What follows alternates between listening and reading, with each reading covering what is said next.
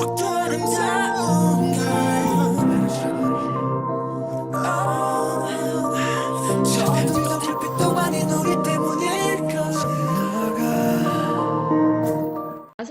feel like sometimes people give too much power to big accounts, and then they are just as quick to like get mad at them for not doing something or for doing something in a way they didn't think they should.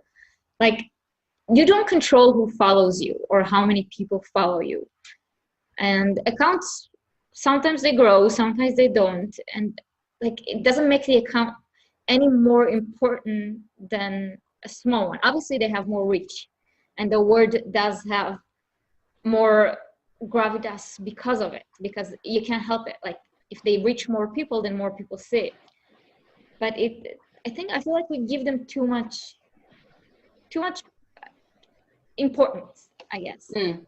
Yeah, I kind of agree with you, because for me, like, when I was looking at like all these big accounts and like how some people sort of idolize those accounts and like they put so many expectations on them, I feel like it can be easy for that to backfire, because a lot of people, you know, if that one account makes a mistake, then like all hell breaks loose, because it's like, oh my gosh, like the person who I idolize is not the way that I thought they were. And then that's when, you know, they realize that sort of like their projection of their ideals into that person like is not true. Because like, for example, if you took an account and you thought of them as like smart, intelligent, like eloquent and all that, and they make a slip up, then, you know, suddenly everyone's like, oh my gosh, you're not the person I thought they were. And I'm like, yes, they are. They just made a mistake. If you just correct that, instead of treating it with such heavy importance and like such gravity, then we wouldn't have to sort of explode on the timeline the way that some people do. I just feel like people need to start treating big accounts as just regular people who make regular mistakes, because that's just what happens. And it's not just like, oh, you know, it's okay if they make one mistake. It's like sometimes they make regular mistakes. Like, people act as if you can't make more than one mistake. It's very weird to me. It's like a mistake counter. No, you did 3, you're out. Exactly. It's like, this isn't baseball. You don't just kick someone off Twitter after they've made 3 mistakes. I feel like people need to just realize that, like, as, you know, everyone is human, we're just going to keep on making mistakes. And I can continue to apologize and learn, but people shouldn't treat that as like a new side of me that people have never known. No, it's still a mistake. Obviously, there's things that aren't excusable, such as like racism, homophobia. Obviously, those are a given. Yeah. But if it's something like something came out the wrong way or something was insensitive and I didn't know, then just let that person know. Don't just throw them off Twitter. Yeah.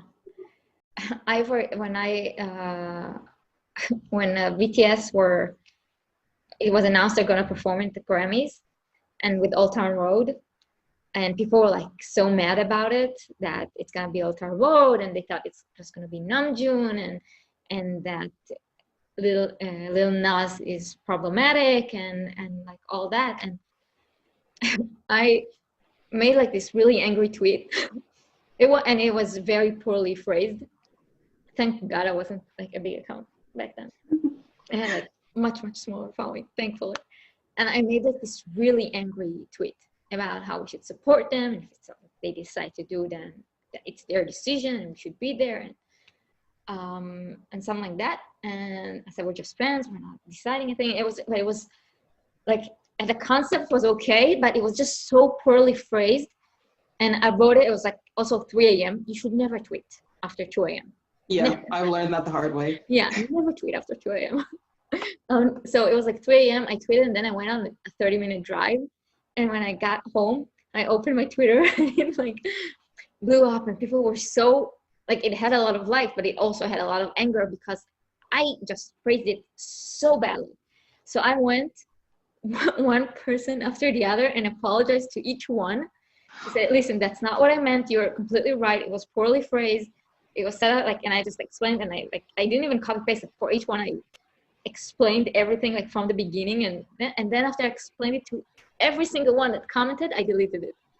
Oh wow! Because I was like, that was like such a bad thing to write. I shouldn't have written it like that. And it took forever. It was like 300 comments. It was insane. Oh my gosh! I just kept like writing for each one. When it passed, it was okay. And yeah, but we tend to sometimes write out of anger and write it the wrong time and phrase stuff the way it shouldn't be. And people should allow you they should confront you about it. I'm not saying like ignore or put it aside because you're a big account or any account. No, you should tell them, listen, this isn't right. Why did you do this? Or you could have said it that way, but you didn't. Talk to them. If they're agree with you, they will apologize and address it. If not, then they usually would address why they don't agree with you. And then you can decide if you agree with them or not. But talking and discussing stuff instead of just rushing into it with anger is always a better option in my book. Yeah, I definitely agree with that because, you know, especially when it's really hard to talk on Twitter, you know, just because of the way that Twitter is formatted. Yeah. Facilitating discussion, like, is just really, really difficult. So, you know, like the lengths that people have to go to like talk about certain subjects, you know, it really is hard, especially for a subject sort of that. Because I remember I did also tweet something similar to you. I don't know how well worded it was, but basically it was after the performance. And after I had seen the performance, after I saw what it was and all that. And like, I was just kind of mad because there were some people who were just, basically they were just like sending negativity to like the wrong people. Like it was very like misdirected anger where like, for example, like, you know, that like little kid Mason, the kid who yodels or whatever. And so like some people on his Instagram and like under his pictures and stuff talking about BTS. And it's like, why are you here when he hasn't done anything? Like focus your attention on somewhere else. And then on top of that, like BTS did look like they had a good time on stage, even though like obviously I wasn't happy that they didn't have a solo stage. But then I was like, okay, that can be something we could talk about for next time. That's something that they can hope for the next time. And I sort of wrote that tweet with that in mind. But then some people did take it the wrong way. They're like, oh, so you're just saying that we should just accept. I was like, no, that's not what I said. I didn't say that we should just accept the stage and move on. I'm just saying that we should have the same attitude that they had, where they were hoping for better opportunities in the future, but they still didn't let that affect how they felt during the performance. They didn't let that get to them, you know? But, you know, a lot of people just would rather be angry because, you know, showing like all this emotion on the timeline, I guess people think that it makes them look, I don't know, woke, edgy, something like that. Yeah, it's like the same with shooter army. Like I used to follow them because like I used to be this sarcastic person who was always like, you know, talking like making fun of people, but like, yeah. And sometimes sarcasm is fun, and sometimes being a shooter, I'm sure, is super fun because I'm sure everyone who's in army like had those thoughts in their head. They're like, oh, you say that, but yeah, or something. But it just there's no good comes of it. It just creates there's only bad. Yeah. And then when you're like when you're known for doing just that, then it does attract a lot of unwanted people to your page. And, you know, especially if you're trying to stay away from all that negativity, like sort of going, like essentially throwing yourself into the front lines, like it's just not good for your mental health. Because, I mean, there are a lot of people who were, you know, shooters for Army, a lot of people who were known for that a couple months ago. And then it just kind of got very tired when I started noticing a pattern that, like, you know, they would be blowing up tweets that otherwise would have gotten no engagement. Yeah. And like B, the only time that they ever fought back against like antis with BTS is that if they were quoting somebody, and it's like they wouldn't ever talk about BTS by themselves, but it had to be in retaliation to somebody else. And then it's just the way that they would drag people. It's just like, you know, that is going to come back to us eventually. Like there are ways that you can defend BTS without dragging anyone else into it, you know? Because like, for example, if some like random on the internet was like, oh my gosh, like BTS can't sing or whatever, then I would go and defend that and say BTS can sing, here's my evidence. I wouldn't say BTS can't sing, they're better than your phase, blah, blah, blah. Because then I just know somebody's going to come for me for that, you know? It's just a waste of time to be arguing with people on the internet. Because like, as a lot of people say, once you log off Twitter and you go back to your real life, none of the stuff you talked about on Twitter matters. Like no one's going to look at you for that. So it's just a waste of time. Have you ever tried to explain to someone outside of like the Twitter sphere, like about the constant battles we have, and they're like, who cares? Oh God, I would feel embarrassed if I did, because sometimes because there are some of my family members who do know, obviously, that I'm a BTS fan, and I think it might have been like my cousin or something, and he was asking me about like, armies on Twitter. I'm like, I don't think you want to get into that, because there's just so much that like happens, and it goes by so quickly that like I don't even know what happens anymore. Especially because one of them, we do follow each other on Twitter, so sometimes he does see like me talk about stuff, and I know that like when he sees my tweets like on his time, he just must be wondering like what on earth is happening on Army Twitter. Yeah, it's so fun. Like I tried once, like I was like, no, listen, we had this big day. Like I think it was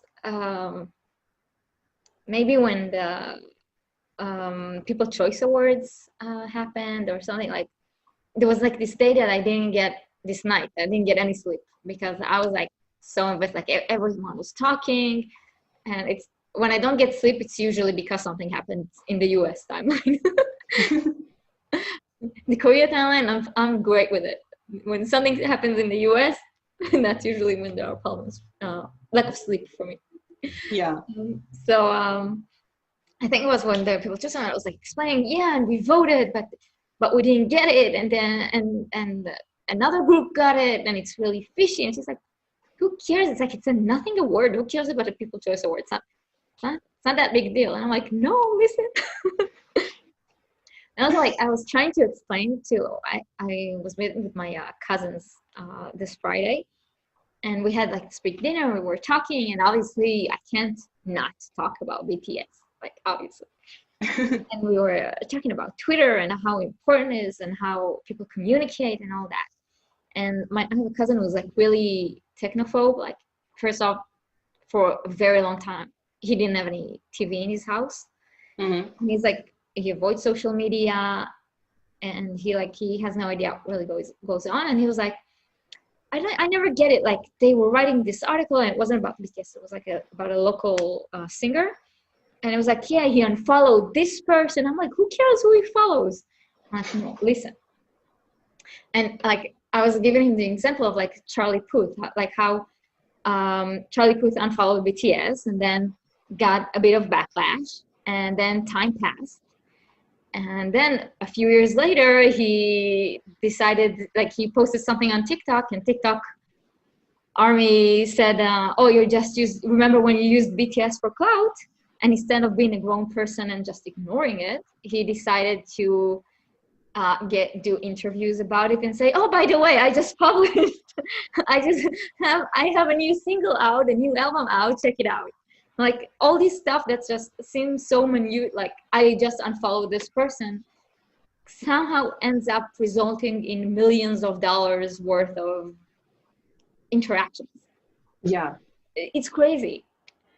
It's really crazy how on Twitter, like microaggressions just become so magnified that they're not even micro anymore. It just becomes like major aggressions. Yeah. It's like something like to think that something as little as unfollowing BTS on Twitter could lead to like all the backlash that he got. Like that is just ridiculous to me. First of all, who's even paying attention to that? Like who looks to his follower list and they're like, oh yeah, he's not following BTS. Like we should cancel him for that. I'm like, who's looking at that? Because if I came offline and then somebody asked me what I did today, and I said, I saw that Charlie Puth wasn't following BTS, so I went and attacked him on TikTok. Like, do you think anyone would take me seriously offline? Yeah, I don't know who has time for that, but yeah. And also